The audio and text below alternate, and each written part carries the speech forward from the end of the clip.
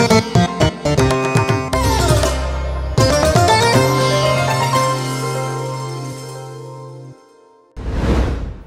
প্রিয়জনেরা, প্রভু যীশু খ্রিস্টের নামে আমি সকলকে জানাচ্ছি অভিনন্দন।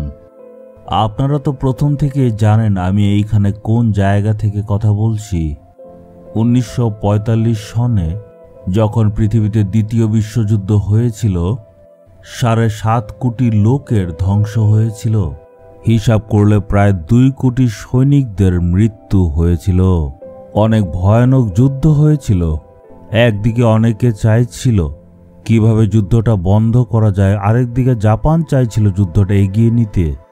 এই জন্য অনেক দেশের নেতারা একসাথে সিদ্ধান্ত নিল যে তারা পরমাণু বোমা ব্যবহার করবে, আর এই জন্য হিরোশিমা নাগাসাকিতে তারা পরমাণু বোমা ফেলবে এমন সিদ্ধান্ত নিয়েছিল।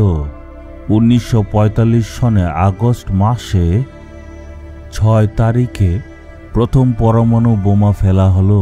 ওই পরমাণু বোমাটাকে একটা আলাদা বিশেষ নাম দেওয়া হয়েছিল, নাম হলো লিটল বয়। অনেক ভয়ানক বিস্ফোরণ হলো আর 1.5 কোটি লোক মারা গেল। অনেকের জীবন ধ্বংস হয়ে গেল, অনেকে বিকলাঙ্গ হয়ে গেল। তার ঠিক 3 দিন পর আগস্ট 9 তারিখে দ্বিতীয় পরমাণু বোমা ফেলা হয়েছিল। তার নাম ছিল ফ্যাট ম্যান। এই কথাটার যে অর্থ সেটা হলো একজন মোটা মানুষ। ওই বোমার মডেলটা এইখানে মিউজিয়ামে রাখা আছে, আমি দেখেছি। এর দ্বারা বিশাল ধ্বংস হয়েছিল।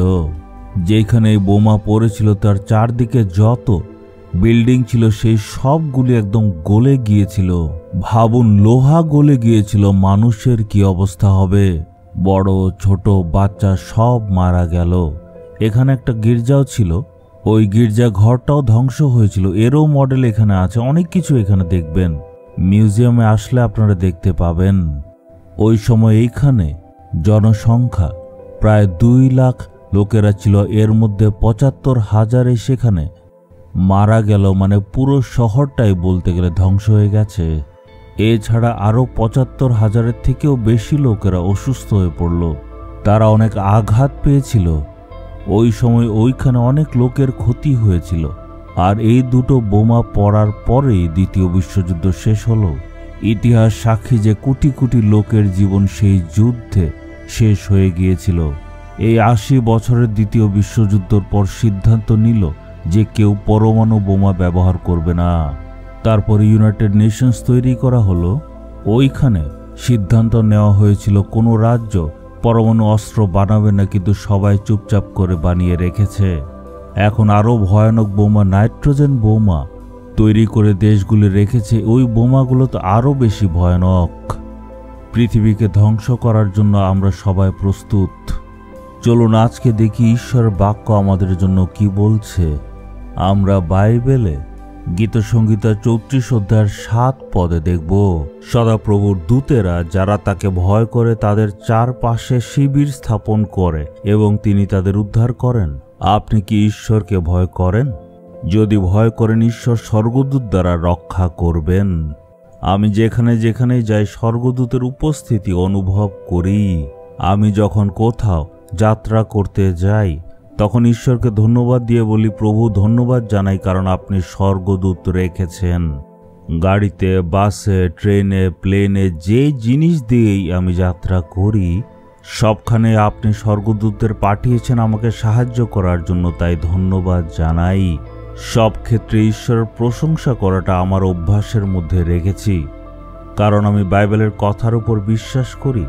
আমি ঈশ্বরের প্রত্যেকটা প্রতিজ্ঞার উপর বিশ্বাস করি। যেহেতু আমি উনাকে ভয় করি, অনেক বিপদ থেকে উনি আমাকে রক্ষা করেছেন। উনি স্বর্গদূত পাঠিয়ে আমাকে রক্ষা করেছেন। মনে হয় হঠাৎ কেউ একজন এসে আমাকে যেমন উদ্ধার করে নিল। আজকে আপনি যদি ঈশ্বরের বাক্যর উপর, বাইবেলের উপর বিশ্বাস করেন, ঈশ্বরের প্রতিজ্ঞার উপর বিশ্বাস করেন, তখন আপনি স্বর্গদূতের সুরক্ষাকে অনুভব করতে পারবেন। ঈশ্বরের উপর আপনার সম্পূর্ণ বিশ্বাস থাকতে হবে। এর মানে আপনি যেখানেই যান বা বাচ্চাদেরকে স্কুলে পাঠাবার সময় আপনার সন্তানদের বলুন, প্রভু তোমাকে রক্ষা করার জন্য স্বর্গদূত পাঠাবেন। এর মানে এটা নয় যে আমরা স্বর্গদূতদেরকে প্রণাম করব বা আরাধনা করব। আরাধনা আমরা শুধু ঈশ্বরকেই করব। আমাদের চারপাশে যে স্বর্গদূতেরা রয়েছে তাদেরকে ঈশ্বর পাঠিয়েছেন, এই জন্য ঈশ্বরকে ধন্যবাদ দিন।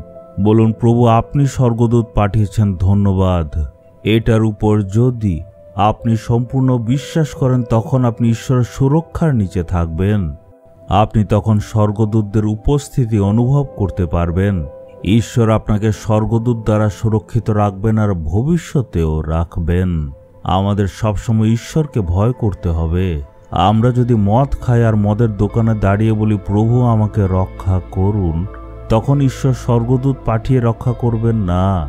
যারা ঈশ্বরকে ভয় করে এবং তারা নিজের জীবনকে ঈশ্বরের বাক্য অনুসারে চালানোর চেষ্টা করে, ঈশ্বর তাদেরকে সুরক্ষিত রাখেন। অর্পণ করে বলুন, হে পিতা ঈশ্বর, আপনি আমাকে রক্ষা করার জন্য স্বর্গদূতদের রেখেছেন, তাই ধন্যবাদ জানাই। আমার চারপাশে স্বর্গদূতেরা শিবির বানিয়ে রেখেছে, এই জন্য আপনার প্রশংসা আমি করি। তারা সব সময় আমার সঙ্গে সঙ্গে থাকে, তাই আপনাকে ধন্যবাদ দেই। ওরা আমাকে সুরক্ষিত রাখে, আমার সঙ্গে সঙ্গে থাকে, তাই তাদের ধন্যবাদ জানাই। প্রভু যিশুর নামে আমেন, আমেন।